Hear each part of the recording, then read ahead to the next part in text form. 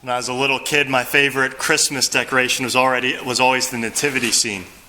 We had a beautiful nativity scene in our house that my mom had painted, and it was so realistic. I would just sit there as a kid and stare at it for a long time. And the very first nativity scene actually originated from St. Francis of Assisi. And he had real animals in his nativity scene. I was thinking maybe next year we can try that for the church here. But it was a little much for this year. But as we look at these nativity scenes, it's such a familiar tradition and so familiar of a part of Christmas for us. I think it's easy for us to forget how shocking that really is.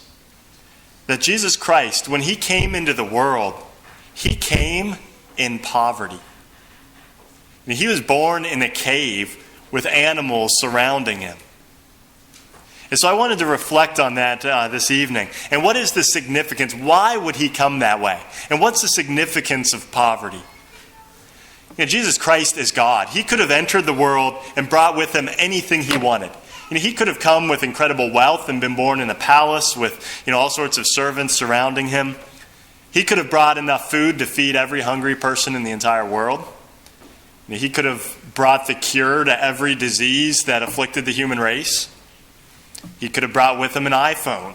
We would have had 2,000 years earlier, we could have had smartphones. But he didn't. He chose not to. When he entered the world, he brought nothing with him. I think part of the reason why is if he had brought riches with him, people would have loved him for the riches he was bringing. They would have been focused on that. If he had brought food, they would have loved him because he satisfies their desires. But what he did bring and what he did offer was himself. Nothing more and nothing less than himself. And I heard a story one time of a man who was proposing marriage to a woman, and this individual had no wealth whatsoever. He had nothing. And what he said when he proposed is he said to the woman, he said, I have no worldly possessions to offer you. I can't promise you a comfortable life. But I will offer you everything that I have. I offer you myself.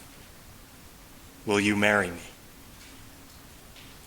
And as we reflect on the nativity scene and how Jesus Christ entered the world, he is making that offer to each one of us. He's not promising to bring us all sorts of things. He's promising to give us himself.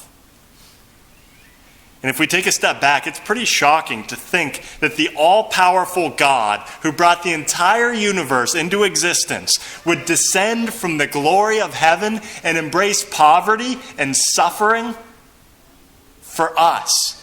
Why? Simply to show us through his state in poverty and as a vulnerable child that he is offering himself totally to us. He did that simply to win our hearts. And he makes an offer to us. And it's not really an offer that we can just ignore.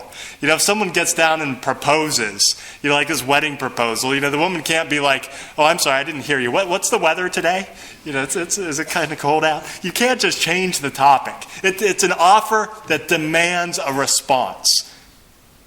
And so too with what Jesus Christ does. He is making an offer to us. He is laying himself down totally in front of us.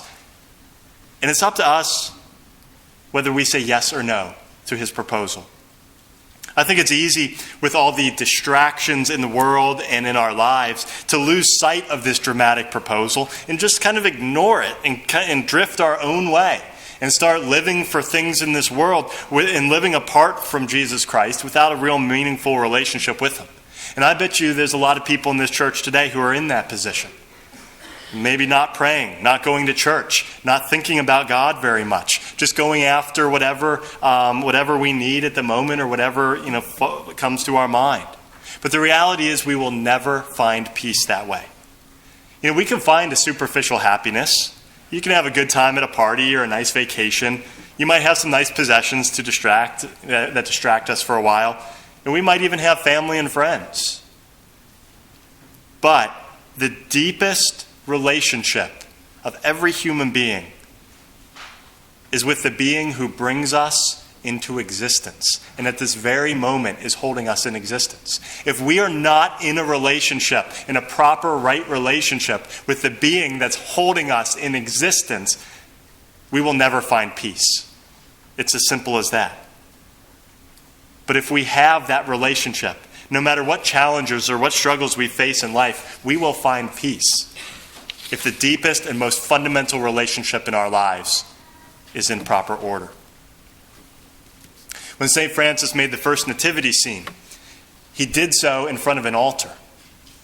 And the reason why he did that was because he wanted to connect in people's minds how Jesus Christ came into history as a little child in Bethlehem, and how at the Mass, he again enters into human history, and he's present to us, body, blood, soul, and divinity, in just as real of a way as he was in Bethlehem in the Eucharist.